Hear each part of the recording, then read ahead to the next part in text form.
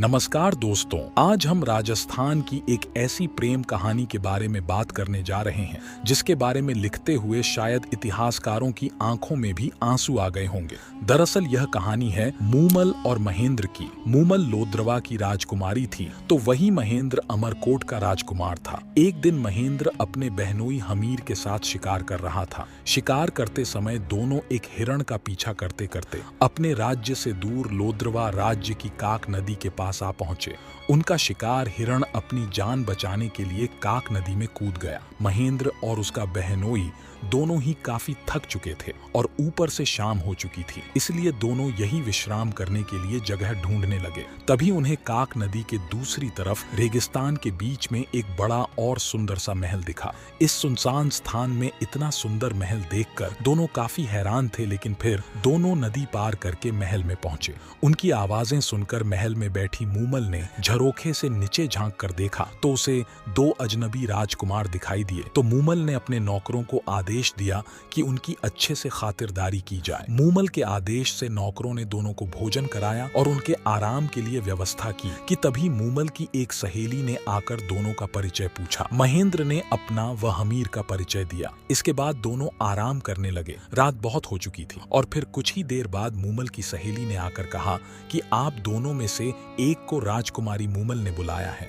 हमीर ने अपने साले महेंद्र को जाने के लिए कहा, पर महेंद्र ने हमीर से कहा कि आप मुझसे बड़े हैं, इसलिए पहले आप ही जाएं। तब हमीर मूमल के कक्ष की ओर जाता है तो देखता है कि आगे उसका रास्ता रोके एक शेर बैठा है और दूसरी ओर देखा तो उसे एक अजगर सांप रास्ते पर बैठा दिखाई दिया। हमीर ने सोचा कि मूमल कोई डायन है और पुरुषों को अपने जाल में फंसाकर मार देती है। वह इतना सोचकर तुरंत उल्टे पांव वापस ही महेंद्र के पास लौट आता है और फिर इसके बाद महेंद्र मूमल के कक्ष की ओर जाता है। जैसे ही महेंद्र मूमल के कक्ष की ओर आगे बढ़ा तो उसने देखा कि सामने एक शेर उसका रास्ता रोके हुए खड़ा है। शेर को सामने खड़ा देख महेंद्र तुरंत अपनी तलवार निकालता है और उस शेर का सिर धड़ से अलग कर देता है। फिर इसके बाद महेंद्र को पता चलता है कि जिस शेर को वह असली समझ रहा था, असल में वह मोम से बनाया गया नकली शेर था जो देखने में बिल्कुल असली शेर के जैसे दिखता है।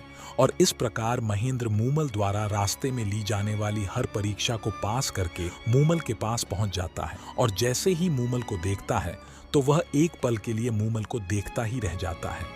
मूमल ऐसे लग रही थी जैसे काले बादल में बिजली चमकी हो। एड़ी तक लंबे काले बाल मानो काली नागिन सिर से जमीन पर लौट रही हो। चंपे की डाल जैसी कलाइयां, बड़ी बड़ी सुंदर हिरणी जैसी आंखें, ऐसे लग रही थी जैसे मद भरे प्याले हो। कक्ष में पहुंचते ही मूमल ने महेंद्र का स्वागत किया। दोनों ने खूब बातें की और बातों ही बातों में कब रात खत्म हो गई पता ही नहीं चला। उधर हमीर को महेंद्र के साथ कोई अनहोनी ना हो जाए ये सोचकर नींद ही नहीं आई थी। सुबह होते ही जब महेंद्र मूमल को छोड़कर जाने लगा तो महेंद्र ने मूमल से यह वादा किया कि वह रोज रात को उससे मिलने आएगा। इसके बाद महेंद्र और हमीर दोनों वहां से लौटकर अपने राज्य में आ गए। महेंद्र लोद्रवा छोड़कर अमरकोट तो आ जाता है, पर अब उसके मन में एक ही सवाल था कि वह एक रात में इतनी दूर लोद्रवा कैसे पहुंचेगा और कैसे सुबह होने से पहले अमरकोट आएगा। इस समस्या का हल ढूंढने के लिए वह एक ऊंट चराने वाले रायका के पास जाता है जिसका नाम रामू था। वह रामू से सबसे तेज दौड़ने वाले ऊंट के बारे में पूछता है तो रामू रायका ने बताया कि उसके टोले में एक चीतल नाम का ऊंट है जो बहुत तेज दौड़ता है और वह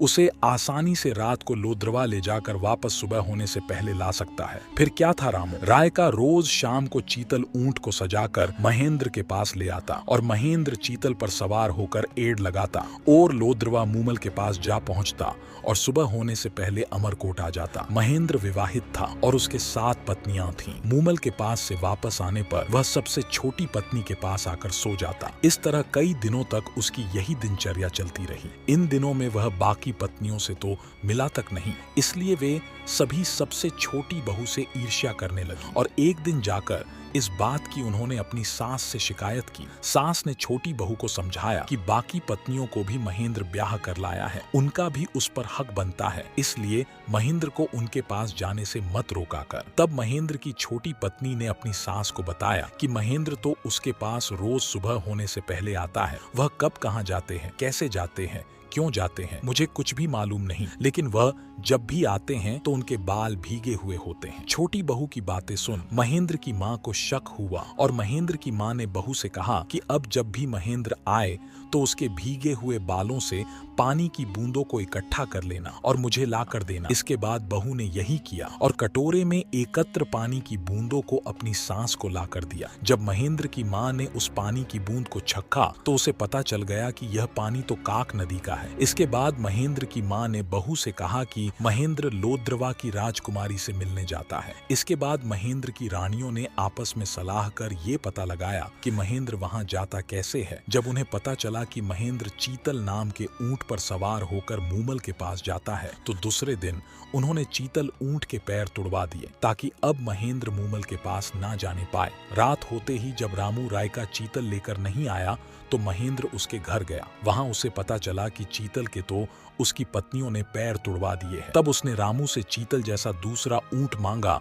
तो रामू ने कहा कि उसके पास ऐसा ऊंट तो नहीं है, लेकिन एक तेज दौड़ने वाली छोटी ऊंटनी जरूर है। आप उसे ले जाए, पर ध्यान रहे उस पर गलती से भी चाबुक से वार मत करना। चाबुक से वार करते ही वह चमक जाती है और रास्ता भटका देती है। इसके बाद महेंद्र ऊंटनी पर सवार होकर लोद्रवा के लिए रवाना हो जाता है और कुछ दूर चलता है, लेकिन वह मूमल से मिलने की बेचैनी में यह भूल जाता है कि इस पर चाबुक से वार नहीं करना है और वह गलती से उस पर चाबुक से वार कर देता है, जिससे वह ऊंटनी उसे मार्ग भटका देती है, जिस कारण वह देर रात तक मूमल के पास नहीं पहुंच पाया। और जब महेंद्र भटकते हुए लोद्रवा पहुंचा तब तक रात का तीसरा प्रहर बीत चुका था।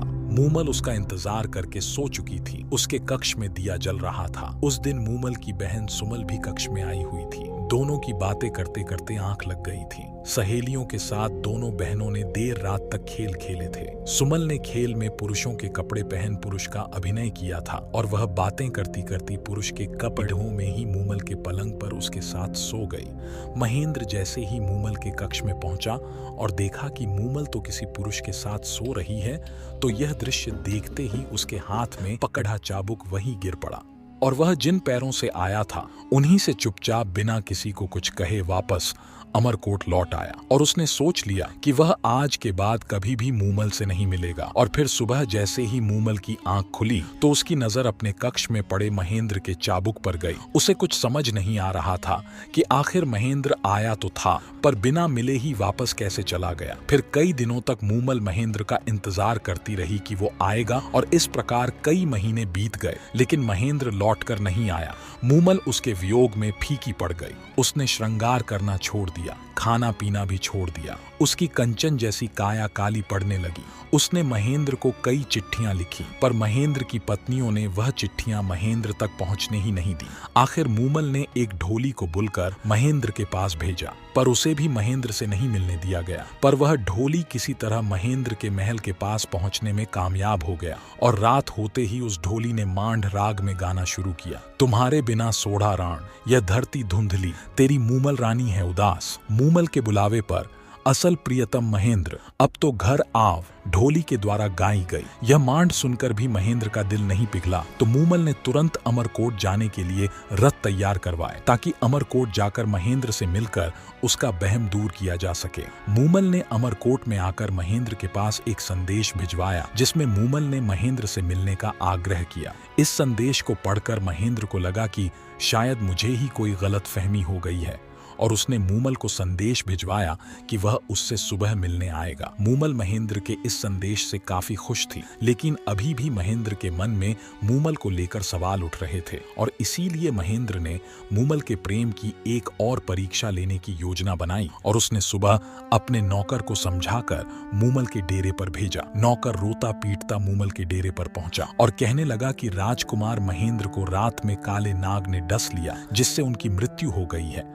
नौकर के मुंह से इतना सुनते ही मूमल के पैरों तले से जमीन खिसक गई और वह अचानक से धरती पर गिर पड़ी और वहीं पर पल भर में मूमल ने अपने प्राण त्याग दिए। महेंद्र को जब मूमल की मृत्यु का समाचार मिला तो वह नंगे पांव दौड़कर मूमल के पास पहुंचा, पर तब तक बहुत देर हो चुकी थी। इसके बाद महेंद्र अपनी गलती पर पछताता रहा और मूमल के वियोग में पागल हो गया। तो दोस्तों, यह थी राजस्थान के इतिहास की एक बहुत ही दर्द भरी प्रेम कहानी, जिसकी गूंज आज भी यहाँ की मिट्टी में सुनाई देती है। अगर आपको यह कहानी पसंद आई हो तो इस वीडियो को लाइक करना और ऐसे ही इतिहास के किस्से सुनने के लिए चैनल को सब्सक्राइब करना।